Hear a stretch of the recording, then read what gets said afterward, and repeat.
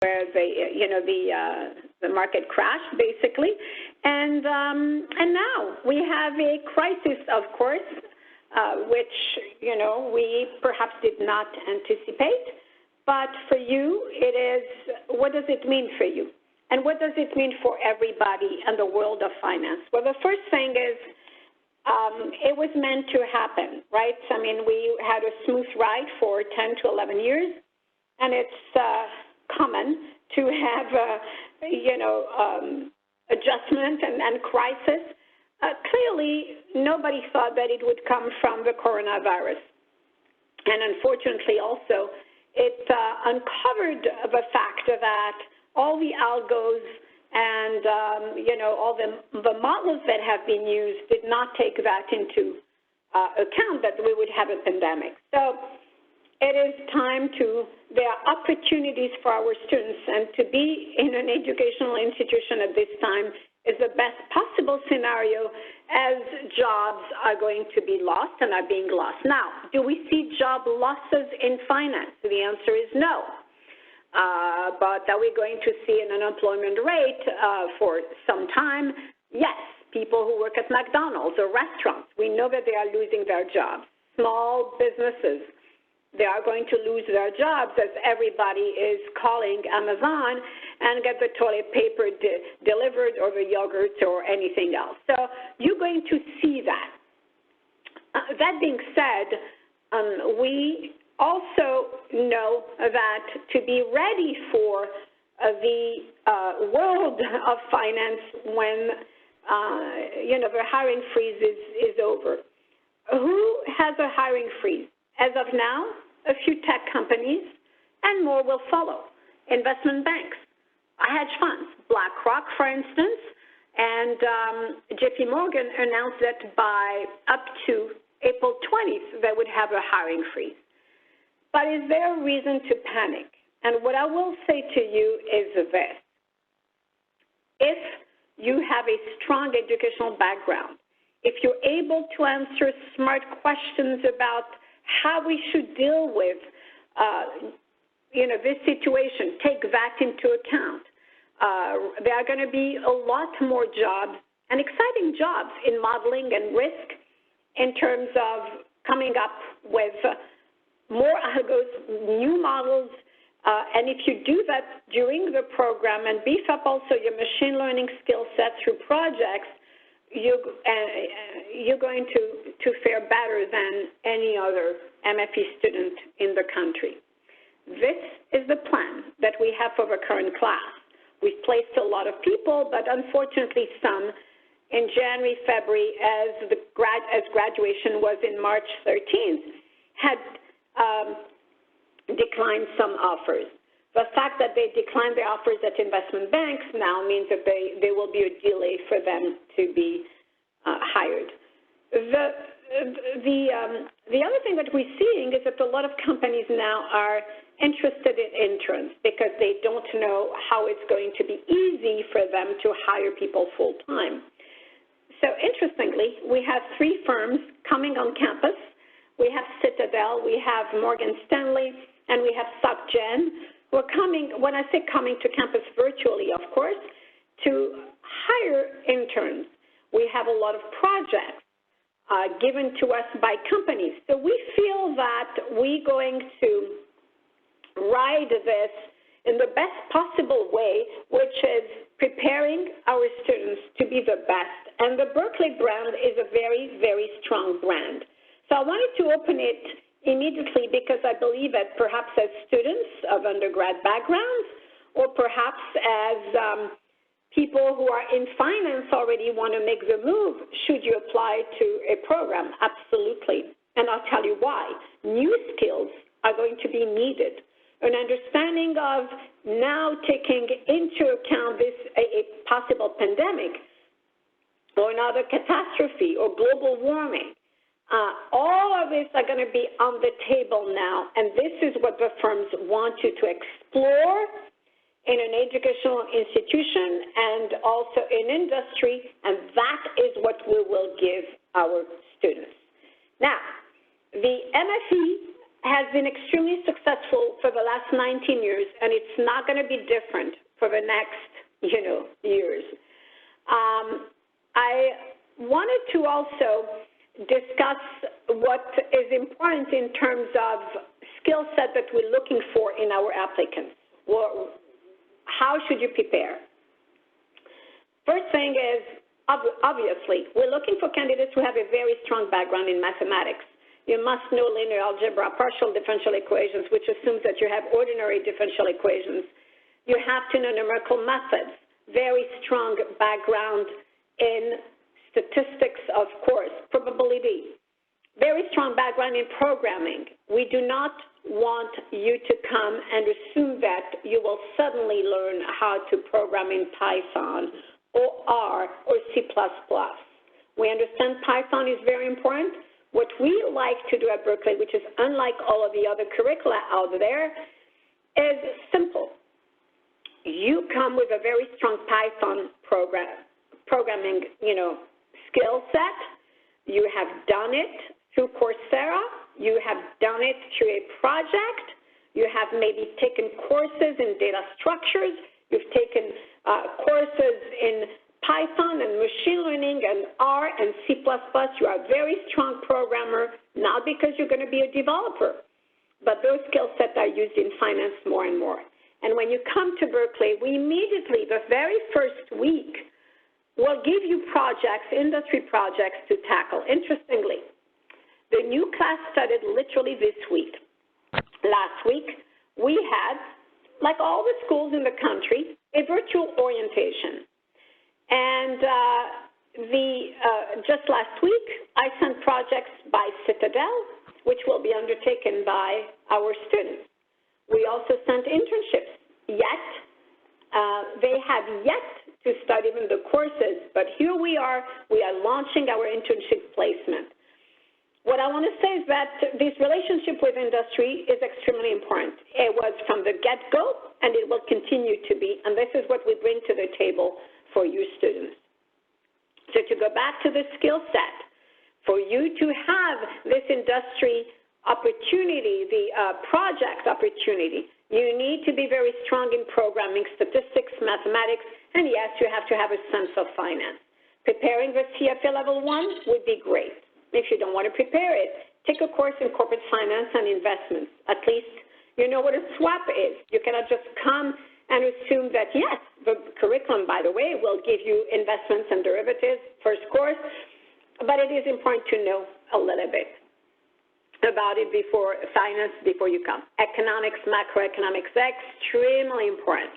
This will help develop the intuition in finance, the intuitive mind also that you need to understand which model you should use and why.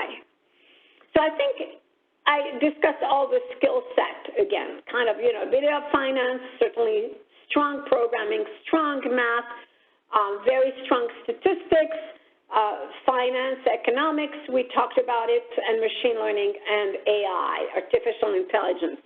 There are a lot of Udacity and Coursera certificates. We like the nano engineering certificate using Python and machine learning. These are the certificates that you should consider.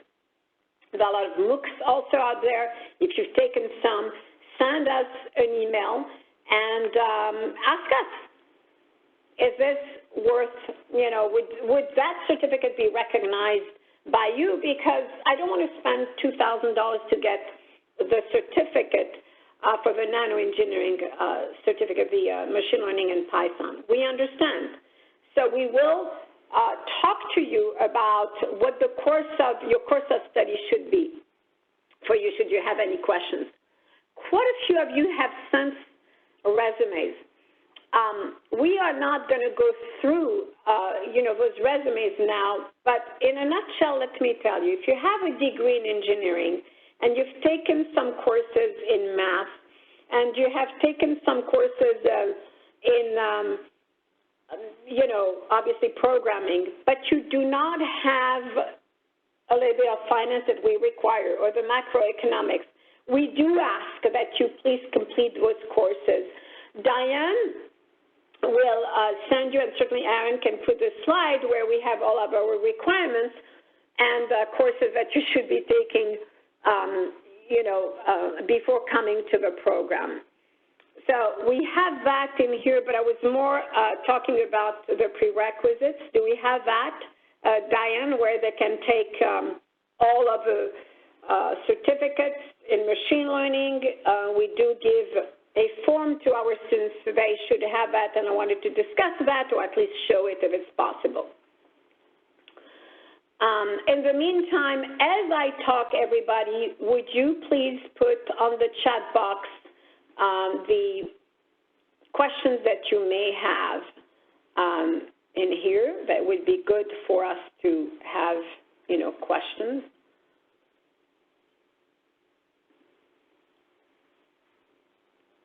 And somebody said in here, the nimble traders like me are making money right now. It's a terrible crisis, but we take opportunities as they come. Jorge, it's very, actually, thank you for giving us this feedback. That being said, as a trader, you may make money as of today. Things on that might be harder. And I'd like to hear that. I mean, can you sustain making money when volatility, as you know, is off the roof? So, yes, you may have done a bachelor's of computer engineering, and if you have done that, Krishant, I'd like to answer your question. I don't know how much you have in statistics. So all of you, look at what we're looking for. We're looking for a strong background in finance already. We're looking for a CFA at least level 1. We don't want it to be a CFA level 3 because it might take 3 years for you to achieve that.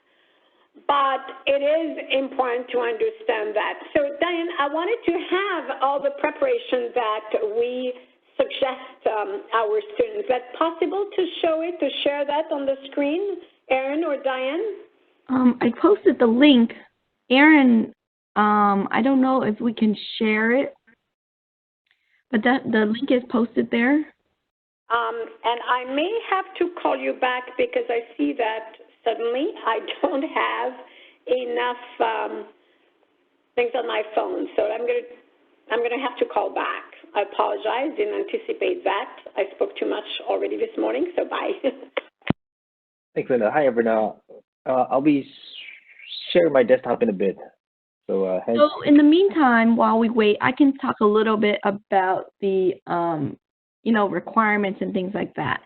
So quickly going over, we are a spring start program. We're taking applications for spring 21 start right now. Our deadline is coming up on April 2nd. We only take students for the spring term, so just keep that in mind. The prerequisite requirements, as you can see here, these are all courses you really have to take before the start of the program. So most often I see that candidates do not have courses in partial differential equations, numerical analysis, and sometimes advanced statistics or econometrics. So you want to make sure that you look at your transcript and see if you have those courses. Now, the course titles could be different. For finance preparation, we highly recommend that you take at least 2 courses, and usually we like to see corporate finance and macroeconomics. Additional preparation is good to have. We also encourage candidates to do the CFA, especially if you're coming from a background where you don't have as much finance preparation. Usually we would recommend someone who has maybe an engineering background or a math background to take the CFA. And then for the programming, we require C++, Python, R, and machine learning. You do have to have advanced proficiency when it comes to Python, R, and machine learning. And then, of course, we expect all of our candidates to have very strong writing, communication, and presentation skills. I want to talk a little bit about the application requirements. So, Erin, if you could go to that slide. In terms of the application requirement, we expect candidates to have submitted the application online. You need to submit the application fee. However, for this round, we are waiving the application fee for candidates who submit between now and the end of round 2. We require that you take the GMAT or GRE exam. If you don't have this exam right now, we can still begin review of your application without it and can still post a decision. So if you don't have it, don't worry, you can just still apply.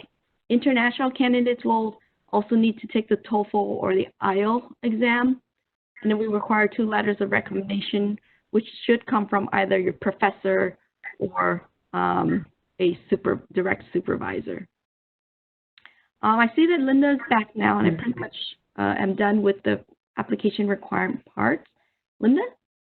Yeah, thank you, Diane, and I apologize. I didn't anticipate that I wouldn't have any battery left. So interesting times. We spend a lot of time via Zoom and on the phone lately. So again, I apologize. But I wanted to continue what I was talking earlier. Some of you have backgrounds that are more quantitative, and you may need the economics or macroeconomics and finance. Some of you may have some finance background and a light quantitative background. So you know what we are looking for, and it will be important for you to work on developing the skill set and taking those courses that are necessary for you to do the MFE, should you be interested in us. Now, here's the question. You may ask, well, should I apply and start the preparation, or should I wait and then apply to the MFE because I'm not sure I'll be ready to, or I would have taken all the courses that they need? You can do both. But I would urge you to apply. And by the way, yes, I heard Diane say she made that decision to make things easy on everybody. We wanted to extend this to us, this opportunity to apply and not have to pay the application fee. So take advantage of that, because if anything, what you're going to get is the opportunity to know exactly what we think. There will be interviews conducted. I have to say we don't necessarily interview everybody who applies, because some of you may not be ready at all, in which case we will send an email and say, look, you know, we are going to keep your file. Why don't you prepare, and then in 6 months we will review it, because you'll be a little bit more ready. But we could also do this. Look, we like what we see. We think that you'll be very successful in the program, and perhaps not now. And we would extend an admission to come and enter instead of 2021. We'll say you can come in 2022, for instance. So I think we are giving you a lot of opportunities to consider this program, and we like to do that because we want to get to know you best before you come to Berkeley. This is extremely important to me.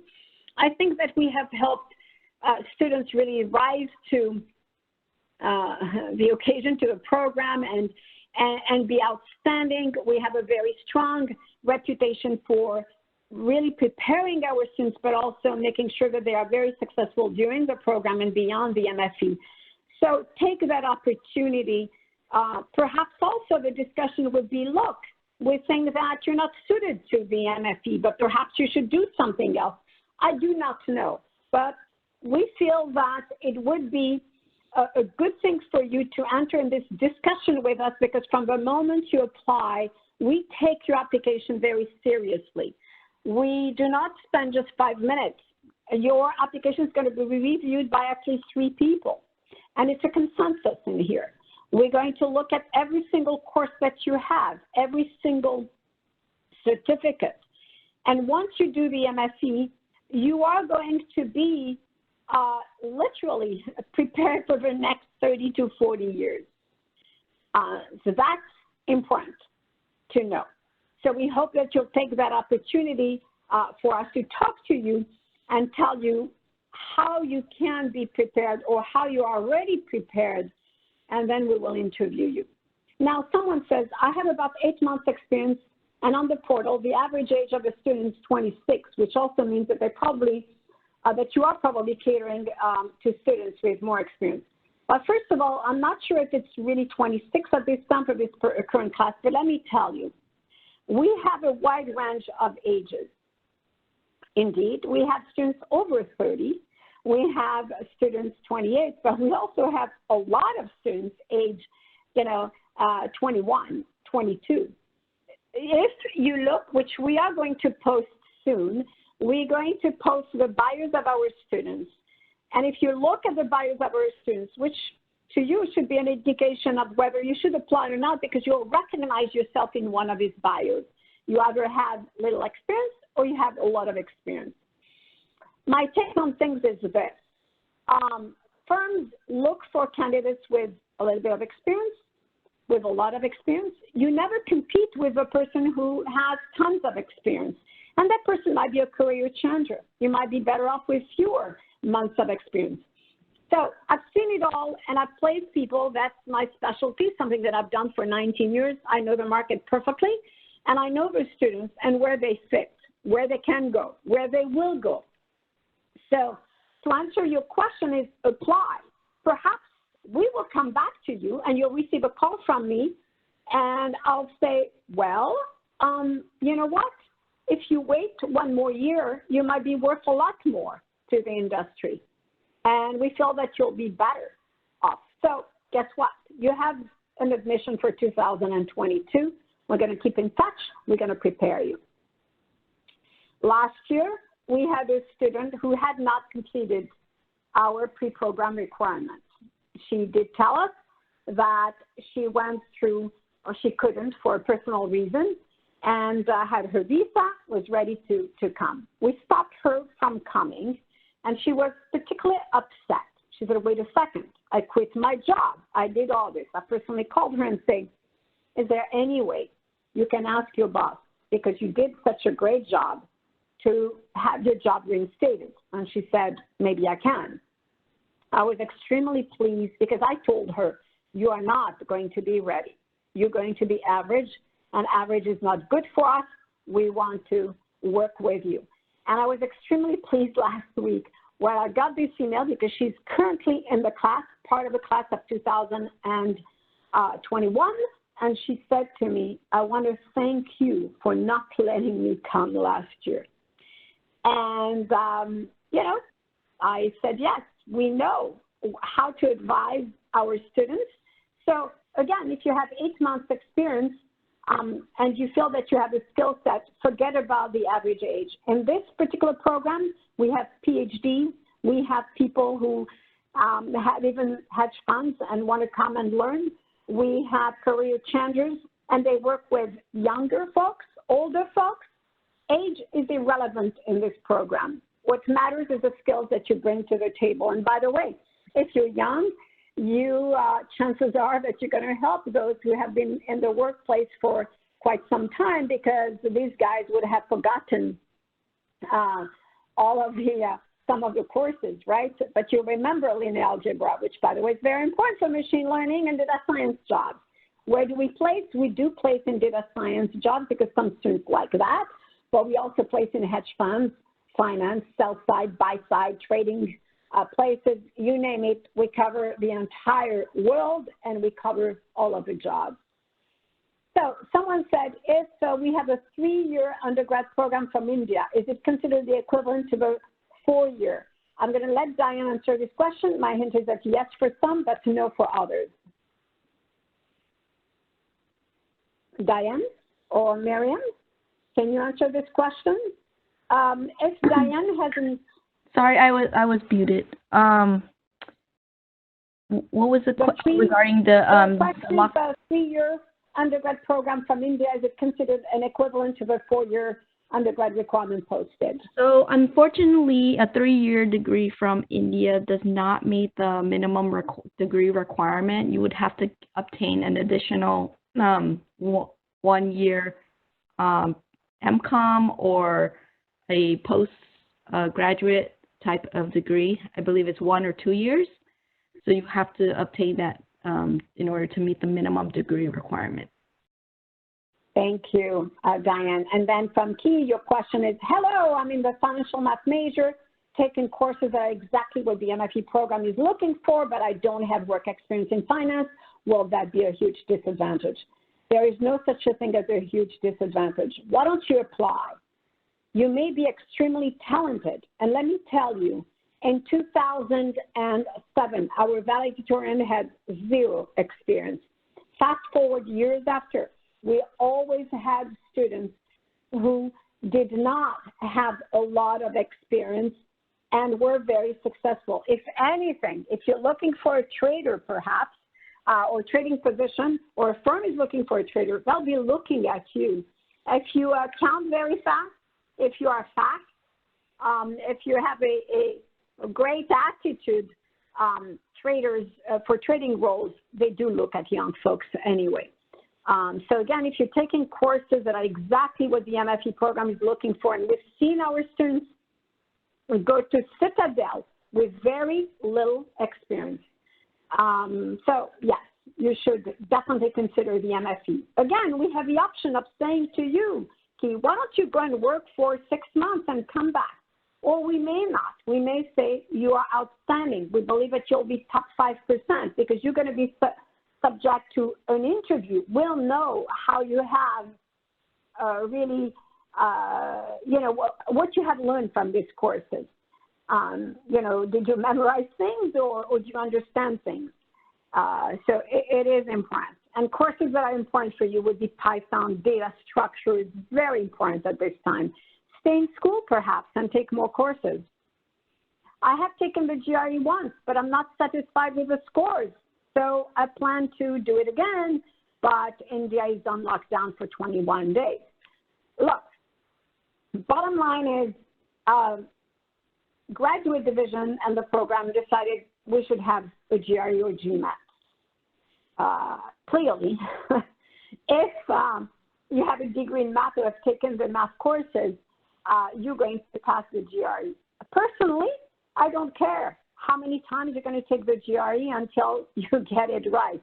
We can make a decision without the GRE, but our decision will be pretty much, you know, waiting still for the GRE because we need to be fair, but prepare your application, apply, and tell us when you will do the GRE. But if everything else looks good, we could say to you, we recommend you for admission, but we're going to wait. It's conditional upon you scoring over 90 percentile on the, you know, quantitative part.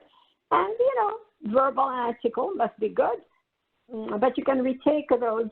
And separately, let's say you have 20% on the verbal, but you have 95% on the quantitative part. Well, you can go and retake just the verbal. We'll take the best score. Just keep it. Keep doing it. We've never seen anyone taking it 10 times, but there are some students sometimes who are not used to time tests.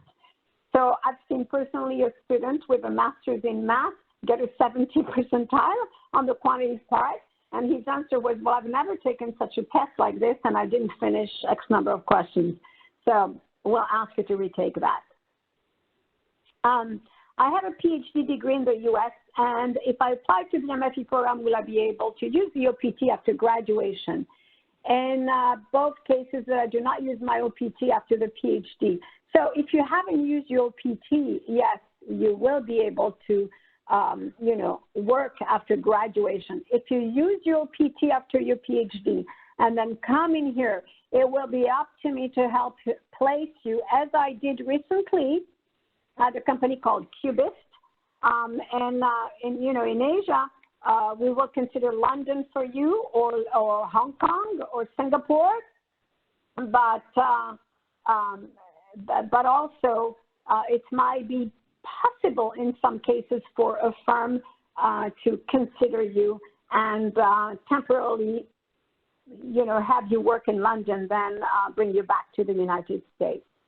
So we do have those situations, you know, for 3-4 students in general. Next question, how challenging is the career change with the MFE? I want to get into quant portfolio management. I have interned in the sales side, but currently working as a project manager. Can the MFE help you with my career goal given my career trajectory? Well, first of all, any career change demands specific strategy. My strategy for you, and I can't tell you, yes, we will place you there, because it takes two to tango, us and you. and the what is you. So you have intern in the sales side. You work as a project manager. Then you come to the MFE program. What are we going to do? You want quant portfolio management. We're going to say to you, hey, before you come to Berkeley, let's start working on a project. Perhaps it will be a project with BlackRock or AQR. We will try the best we can to put you on that trajectory as soon as you come to increase your chances, of course, to be a quant portfolio manager. Anything else? It is the only strategy that one can have. So you either jump, apply, try it, and if you don't try it, you'll never know. So I think we've been doing great with career changers. I don't know how long you have worked because you talk about interning. So so I wouldn't call your situation a career changer. For me, a career changer is you've been doing something for more than 2 years or 3 years in the industry, and it's totally different. But if it is if it's just a few months, I wouldn't worry about this. Any questions? Do we have other questions in here?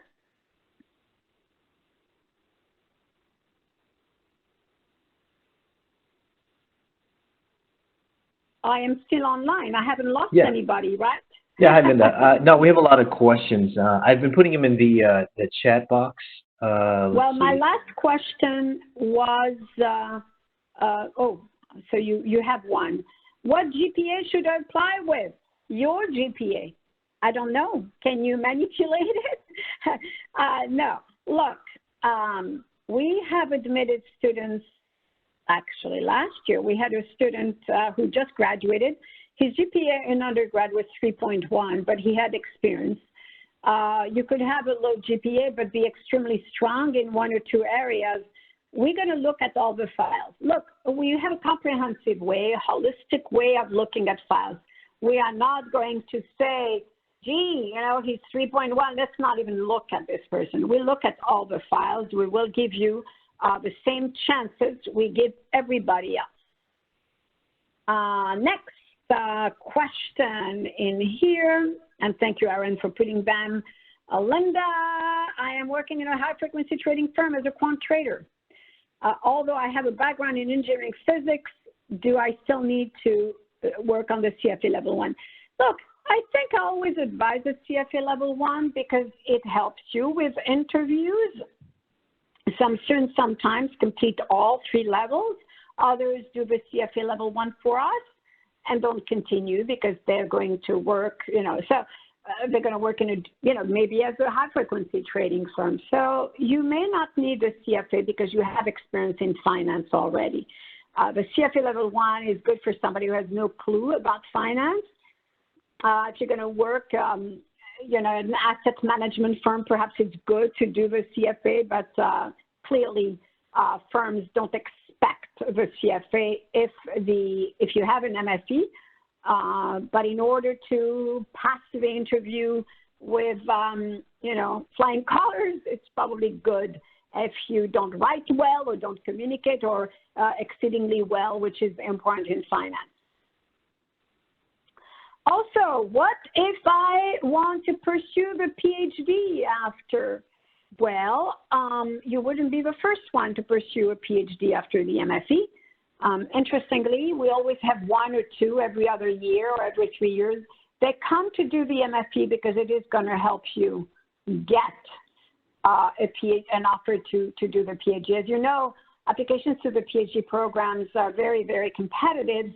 So to do the MFE, you're going to work on projects. You're going to have the applied finance projects. We have 4 terms, academic terms. After completion of 75% of the coursework, you have an internship. And then you come back, you have the applied finance project, which is a mini thesis. And by the way, there is a prize attached to that. The team who wins will get the $5,000 Morgan Stanley prize. So, if you want to do a PhD, come. There are 2 students last year, 2 years ago and last year, who were admitted to a PhD. program, one even at Stanford, and he decided to go and work for Google because he's crazy about data science. He came just for data science. And what he does after, I don't know, but, you know, again, that's what he wants to do.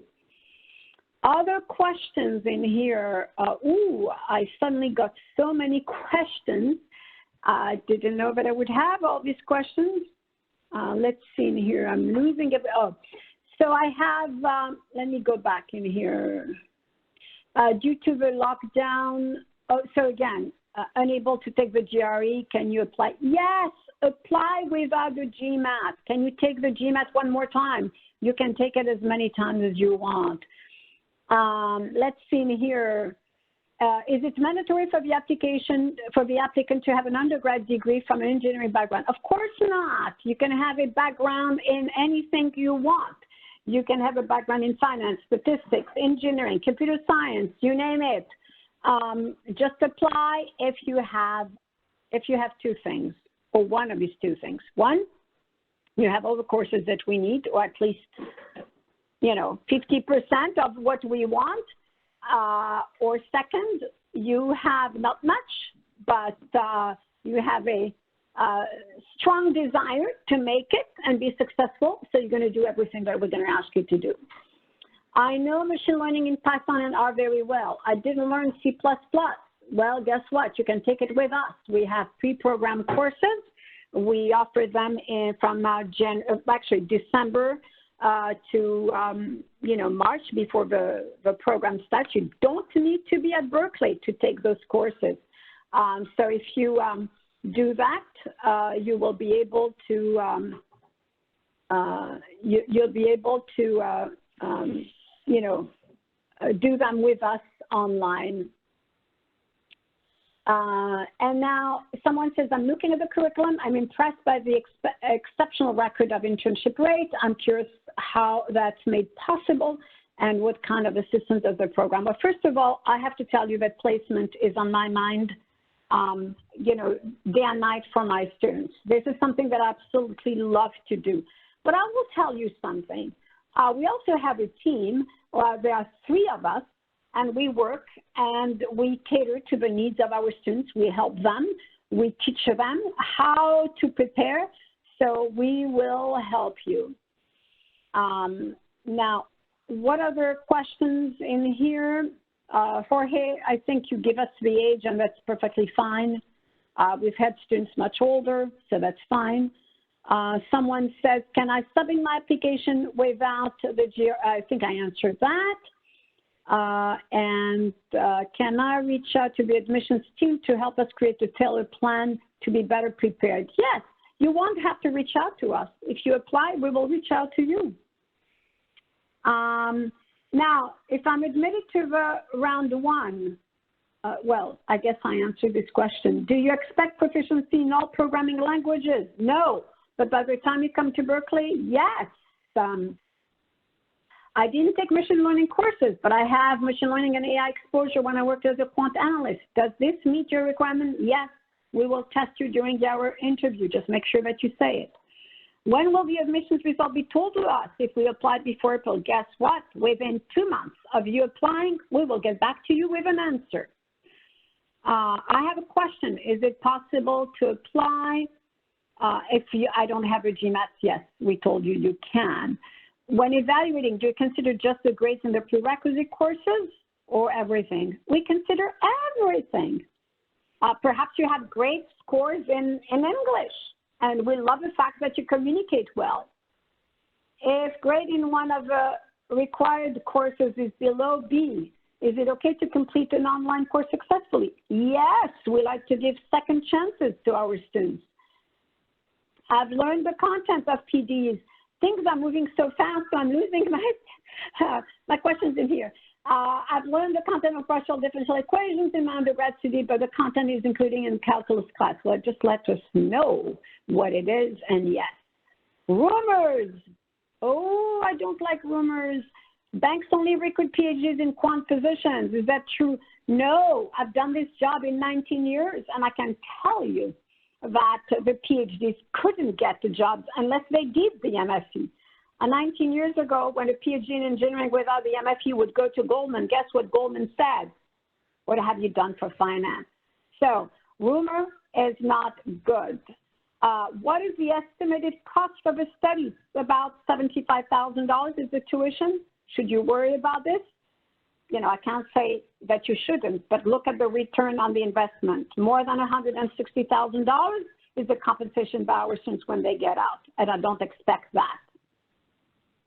Should I be worried about the placement opportunities because of a recession, hiring freeze? No, because you're not in the MFE program first, and by the time you graduate, we will have the next 5 years who will be great. Beyond maybe, but that's what my prediction is. Typically, I'm right. How will corporate finance experience help? It will help a little bit, but you need to be a little bit more quantitative. Any advice for undergrad students who are graduating in May of 2021? Yes. Try to get an internship and apply to the MFE program. I think I'm going to let my colleagues continue. I do teach a class, and my class is how to position yourself better for internship and full-time position. I have a tiny break before my 10 o'clock. I'm going to let my colleagues follow up with you. It's been great talking to you. I don't think that you should worry, and I hope to read your application personally and to get back to you with comments and a decision. Thank you so much, all of you. Thanks, Linda. Jeffrey, can you take over and kind of talk more about placement as we already went with Diane, and she talked a little bit about missions. Sure. Oh, Jeffrey, looks like you muted yourself.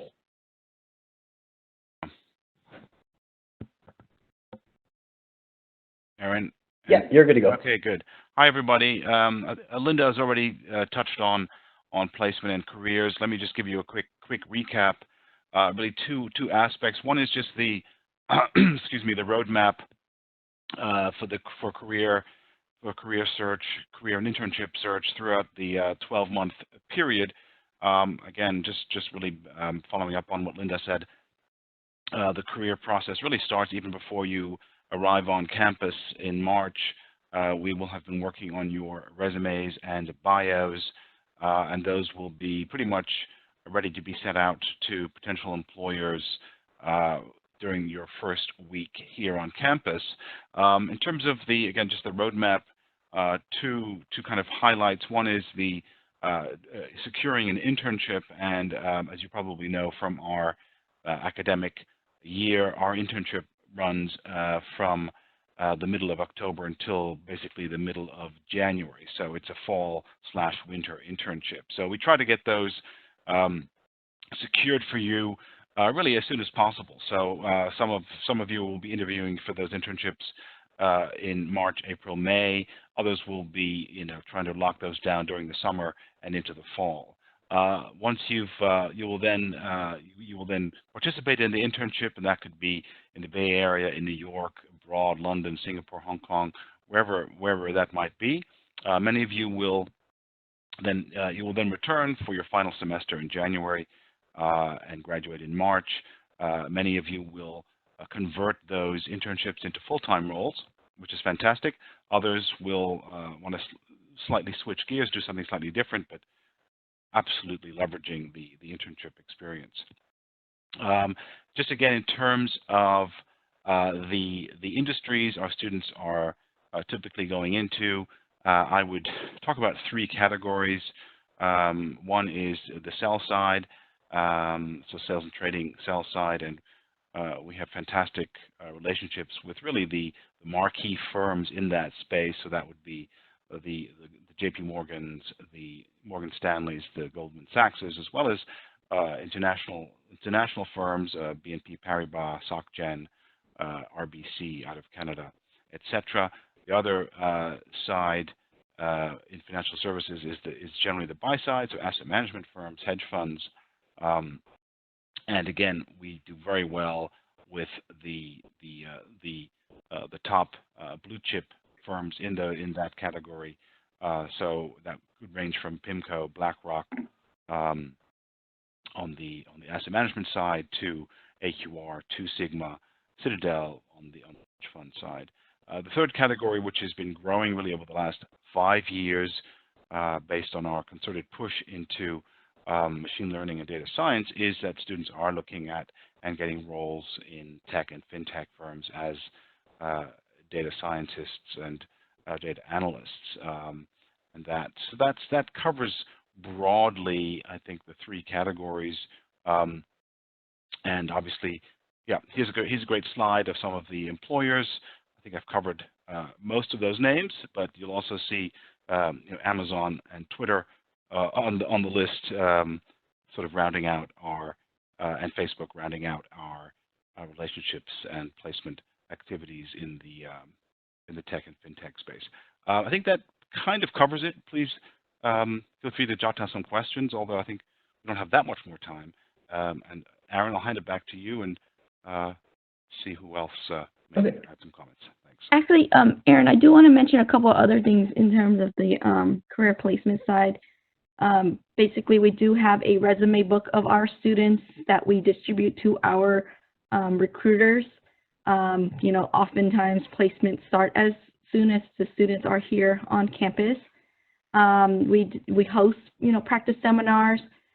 These are some of the, as Jeffrey mentioned, the people who come, but we also bring others too, to talk about their company and what roles they have to offer. All right, so I'm going to give it back to Aaron to talk a little bit more about the tech services, and then I'll talk about the resources at the end. All right, thanks, Anne. Hi, everyone. My name is Aaron Nebris. I'm the MFE lab manager, pretty much the tech support for the program for all faculty, staff, and students. First off, we offer video conferencing services, information services like right now. Throughout the program, students have multiple interviews. It's my job to get them online up and running so they don't actually have to worry about the tech, do the test calls 2 a.m., 3 a.m. in the morning for the international interviews. And if students actually miss class for an interview or special family emergency, we record all sessions. We actually are streaming it live on Zoom, and we will have recordings available after class as well, so you can actually view these recordings anytime you want. I want to say, usually, actually for right now, it's pretty much available for the students on the spot right after the course is over. We offer video programming workshops for our students. I know Diane mentioned a lot of programming requirements, Python, C++. We actually have refresher courses. We actually hire alumni to teach more of the advanced stuff, just so that the students familiarize themselves with what kind of environments to work with, what packages to download, and we hire these alumni to teach it from different perspectives, data scientists, people working, I guess, on the sales side, and so forth. Just so the students are a little more well-rounded. We actually have a high-frequency trading lab environment available for our students as well. And on top of that, we have a high-frequency trading course. And I think it happens in the 4th term, but I can correct me if I'm wrong. I think it's the 4th course. But students have access to a high-frequency trading terminal server and a high-frequency trading data down to the picosecond. So that's like a trillionth of a second trading. It's my job to actually purchase all the storage arrays for our data cluster. And speaking of servers, we actually spin up servers for individual groups on request, on demand, almost like AWS. So if students have requests for a GPU, we have GPUs as well.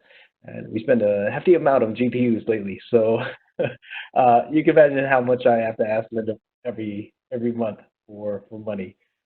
But it's available for our students, and a lot of our, I guess, a lot of the cutting industry stuff out there, we try to apply whenever we can for project and in classes, and even in the high-frequency trading course. That pretty much sums it up for the tech portion. I'm going to hand it back to Diane, and I'll have a little slide up just for resources. Diane? All right, so I can definitely answer any questions maybe that was missed. I know that there were quite a few questions coming through. And so I'm going to talk about the resources that we recommend.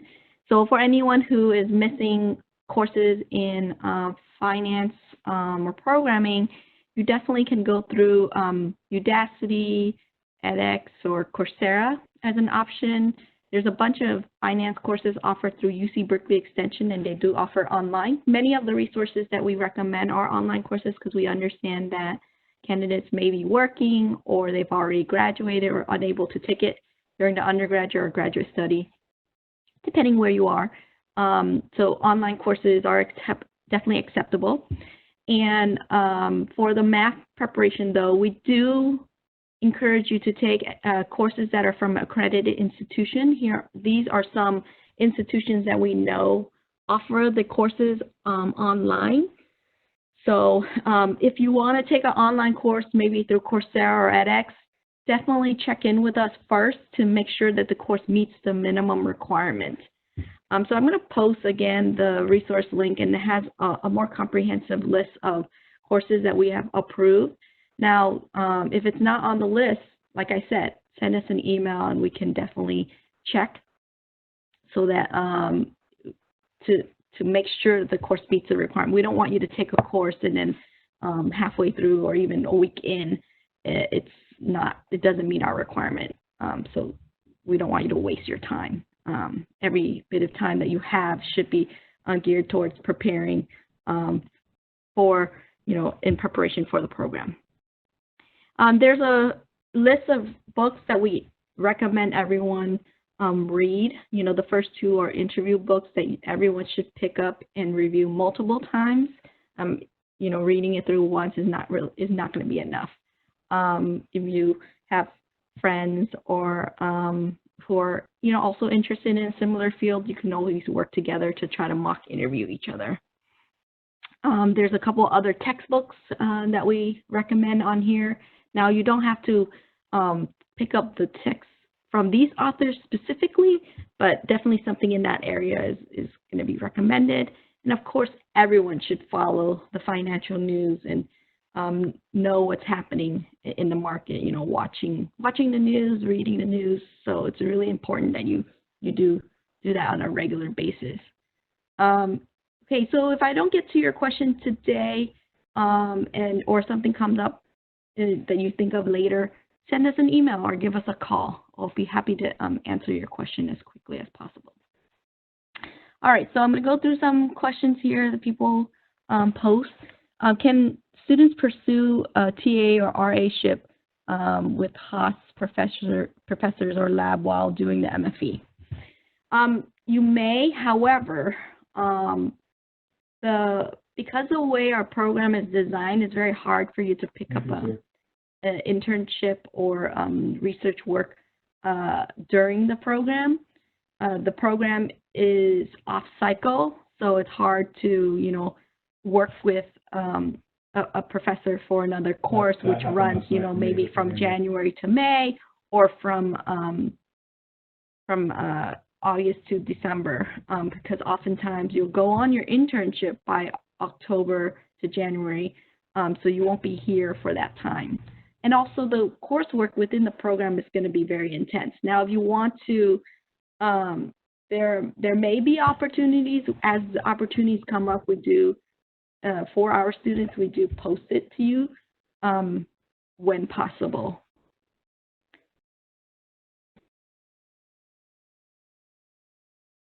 Question about, do you need to learn all programming languages, Python, C++, and so forth? So yes, you do need to have all of the languages. So for C++, at least some knowledge in C++ is good.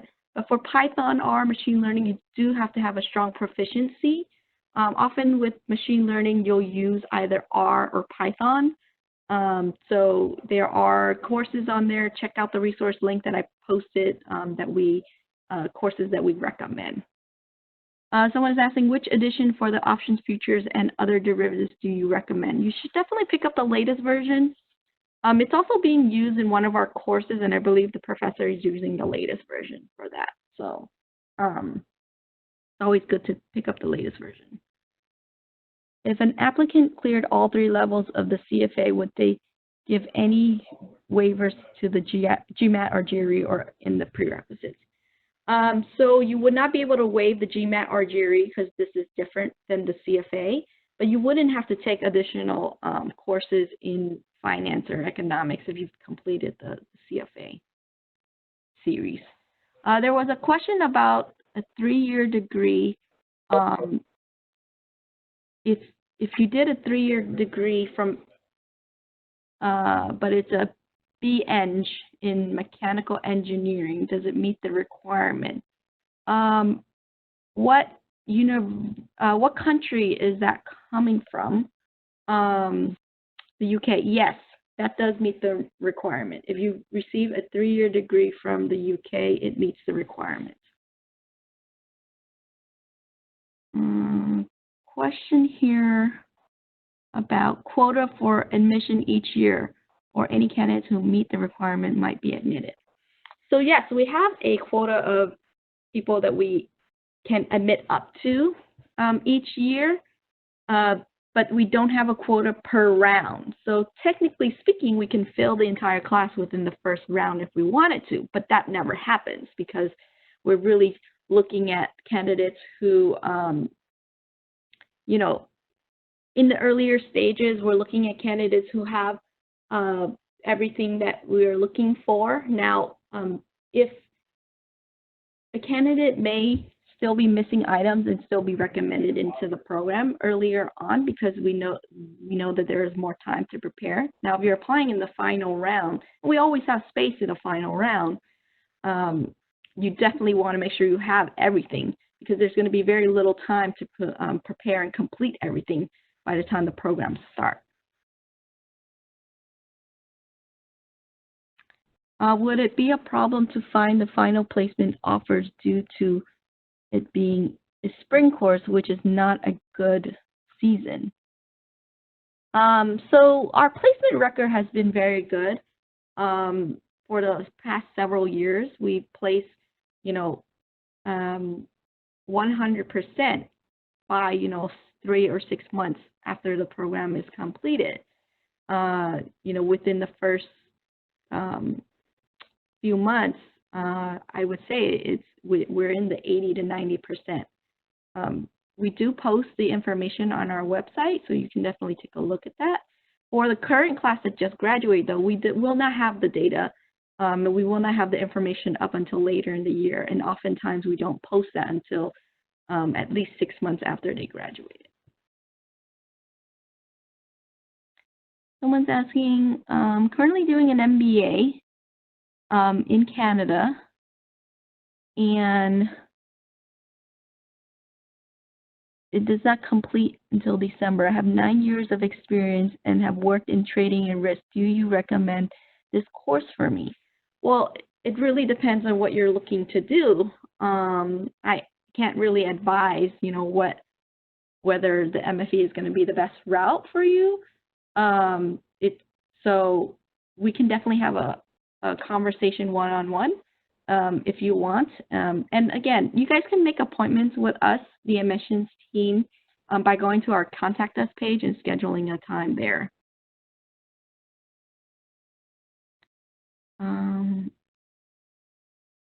Okay. Could you please give the placement statistics? Okay, so I already discussed the placement. Are we invited to interview before or after we take the prerequisite courses? So once you submit your application, you could be selected to interview. The prerequisite courses does not really determine whether a candidate should be interviewed or not. Now, if you are placed on hold, then we would track your progress, and then depending on where you are in your progress, we will select have you interview or interview again. So that is something that we will be doing once you submit your application. You could be interviewed once, you could be interviewed multiple times.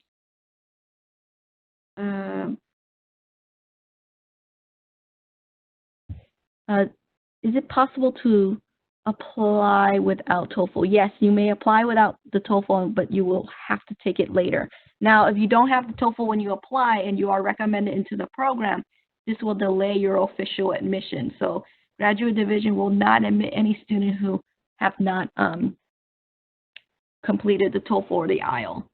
What's the estimated cost for the study? So like Linda mentioned, the tuition cost is about $75,000.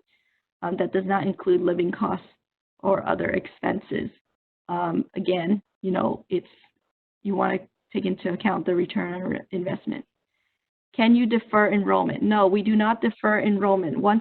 If you are offered admission and cannot take the offer, you would and you want to apply for another year, you would have to reapply and go through the process again, and there's no guarantee you will be admitted. Someone's asking, they haven't taken the GRE yet. Am I required to submit the scores for the second round? So as I mentioned, for the round 2, we are allowing candidates to apply without the GRE or GMAT, but you will have to take it at a later date once it becomes available. And a decision could be made on your application without the test scores. And you would be required to meet certain score requirements if you are put on hold or if you are admitted into the program. We do have minimum requirements that we'd like to see, and ideally it's 90th percentile for the quantitative section, and for verbal, 70th percentile, in the writing, at least a 4 or better. Do you offer conditional offers if the applicant hasn't completed 1 or 2 prerequisites? So most of our offers are going to be conditional because almost everyone is going to have to complete something in the program. Now, if you complete everything, then your spot in the program is guaranteed. But almost all candidates will have to complete 1 or 2 or even several items. Now, missing requirements doesn't necessarily, having all the requirements doesn't mean that you're going to be admitted into the program, or not having all the requirements doesn't mean that you're not going to be admitted into the program. It really depends on your profile. It's hard to say which profile, which background is going to be admitted into the program. It really varies. So you just want to make sure that you have everything, put your best, application forward, try to prepare as much as possible. It's going to be very important.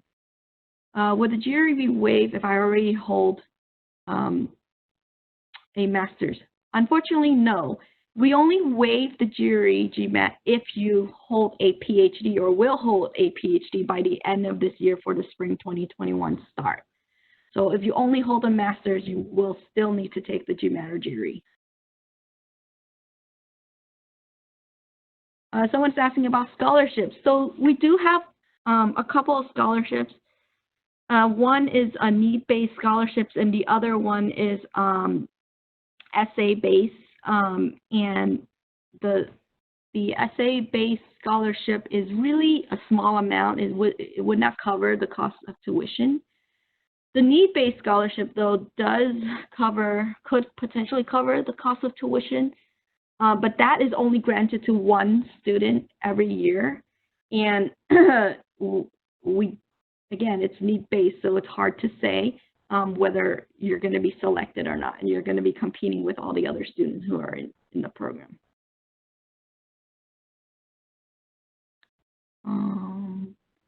Does the program offer flexibility in terms of preferred programming language use, or is it equivalent level of knowledge across all 3?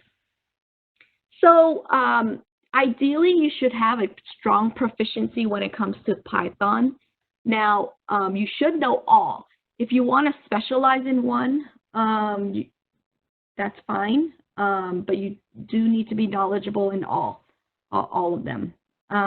Often, we are recommending Python as the industry is moving towards more Python. Someone is asking, they've already applied and put on the hold. The CFA is postponed. Is there anything we can do right now? You can study for the exam and make sure that you're prepared and take the exam in December.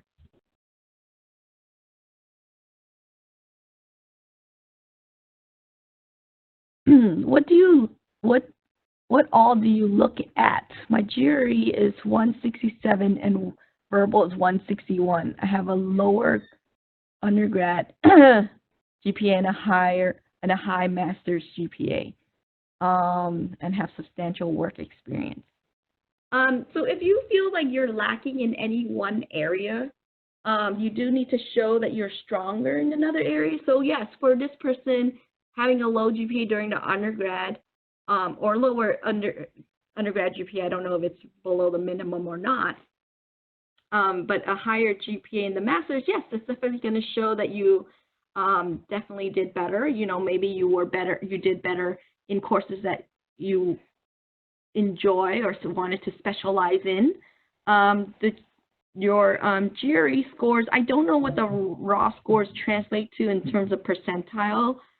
We only look at percentile. We take the highest score, so you can take the exam multiple times.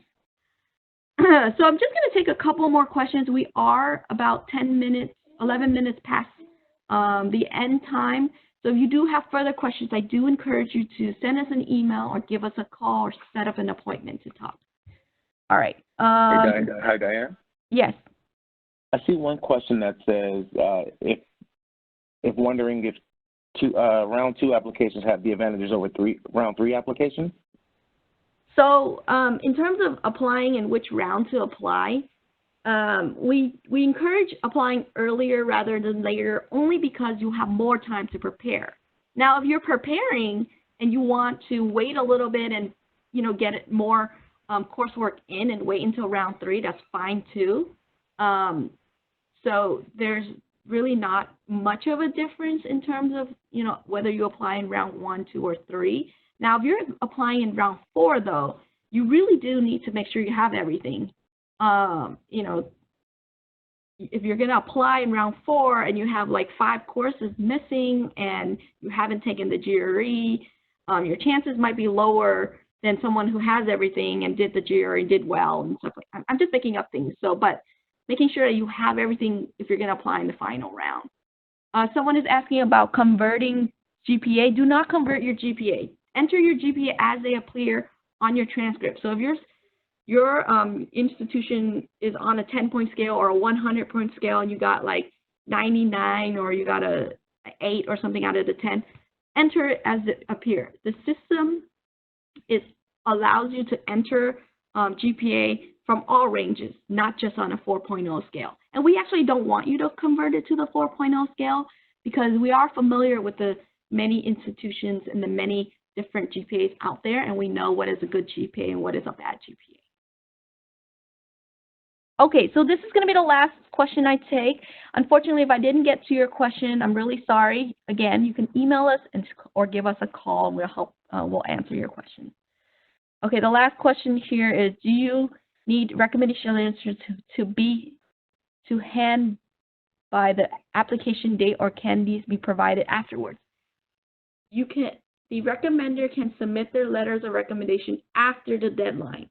So let's say you want to get your application in on time, but your recommender has not written the letter yet. You can still submit. You don't wait for your recommender to submit the letter before you submit your application. We do give about a 2-week window for everyone to get all of their supplementary material in and still get a decision on time by the posting deadline. So if you have everything and it's just waiting on the rec letters, just submit and then remind your recommender to please submit their letter.